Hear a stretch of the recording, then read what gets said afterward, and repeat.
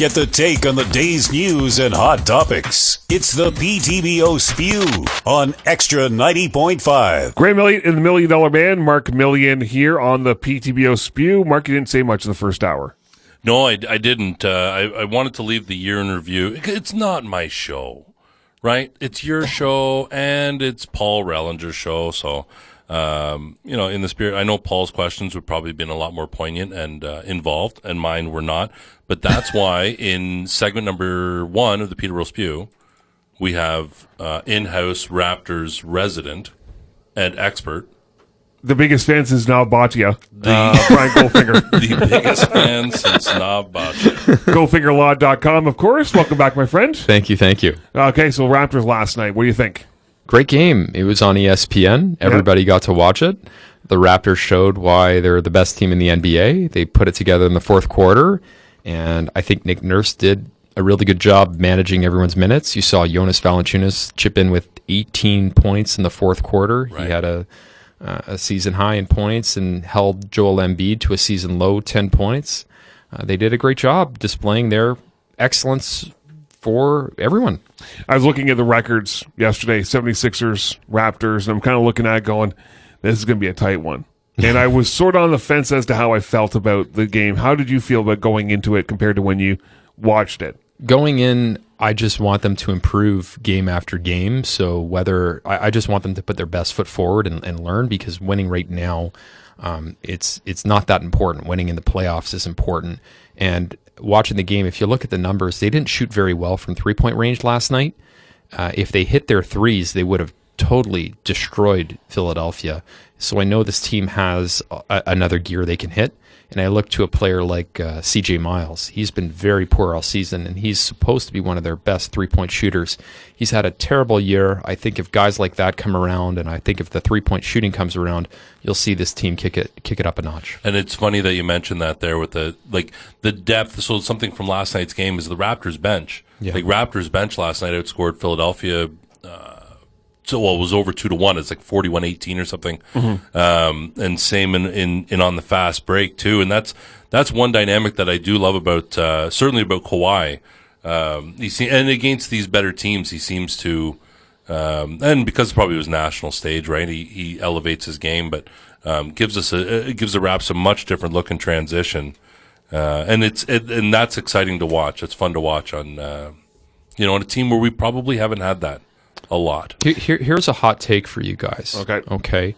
I think Jonas Valanciunas can only play in a few matchups in the playoffs, because what happens in the playoffs is, it's very matchup dependent. And you saw last night he had a really good game against Joel Embiid, but I really think that is really the only matchup for him in the Eastern Conference, that and perhaps Detroit, where you have these big, lumbering, kind of slower centers.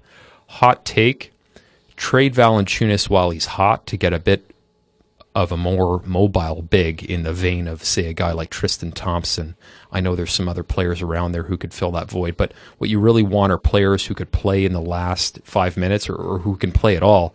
And Jonas has only been successful in playing in spot-up minutes and matchup minutes, and I just don't think on a go-forward basis he's the answer, as much as I love him. Your thoughts? I like Valanciunas staying as a member of the Raptors. I like the minutes he's playing. I see what you're saying, though, when it comes to you're looking at the bigger picture. Yeah. A regular season guy, he's performed. Yeah. But then when you get to some of these post-season matchups, we'll take the Cavaliers, for example. Right. Where, and again, he was injured for a good chunk of the postseason last year, too. Yes? Jonas? No, he was Jonas. Sorry. He was available. It wasn't Jonas who I was thinking of. I can't remember who it was. But I do know that his minutes were very minimal during the postseason. It's the problem is that when you look at a guy who's done so much and has been such a big part of the regular season, you want him to still be a big part of the postseason too. But as you said, it's all matchup based, right? Yeah, you're basically pitting guy versus guy at all times, and where does he sort of fit into that? But he is such a charismatic character. I would hate to see him go too. Yeah, I love him, just like I hate seeing DeMar go, but look where the Raptors are right now without DeMar. Oh, you still want to bring that one up? Still, I do. I've still been fighting with that since the summer. I wouldn't be convinced that Valanciunas is probably. I don't think he's the center for the Raptors. For me, I pulled up in 2019, top 10 center free agent. So maybe you can get somebody on an expiring contract. Karl Anthony Towns is probably a bit out of reach, but he would be spectacular.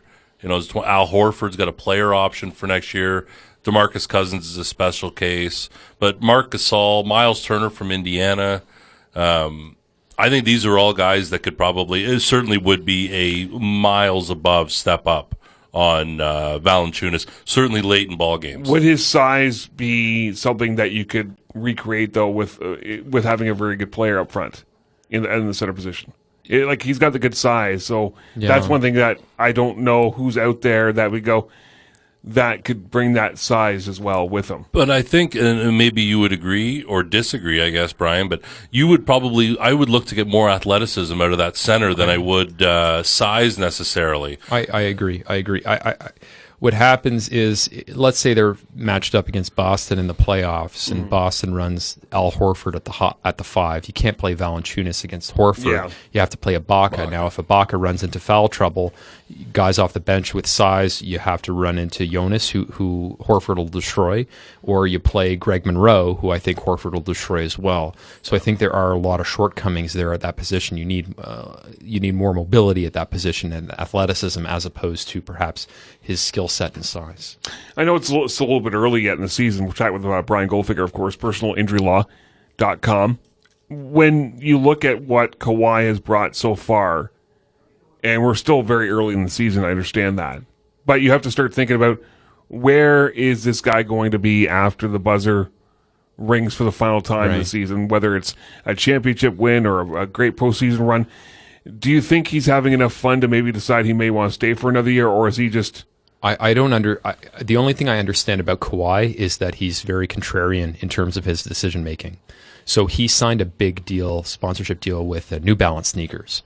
I don't know any NBA player with a New Balance sneaker deal. There's none. Right. He's the first guy. He could have had a Jordan deal with Nike Jordan for more money that everybody would have loved, but he went with New Balance instead. So he goes against the grain with a lot of his decisions. I think re-signing with Toronto would be one of those against the grain decisions. Going with the grain would be, of course, signing with Los Angeles, perhaps with a mega market, not to say that Toronto's not a big market.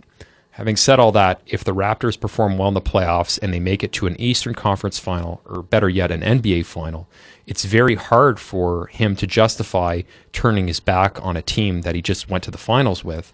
He would look foolish if he went to another team and they didn't perform as well as Toronto did. So I think that a lot of the success in terms of wrapping up Kawhi Leonard in the long haul would be the Raptors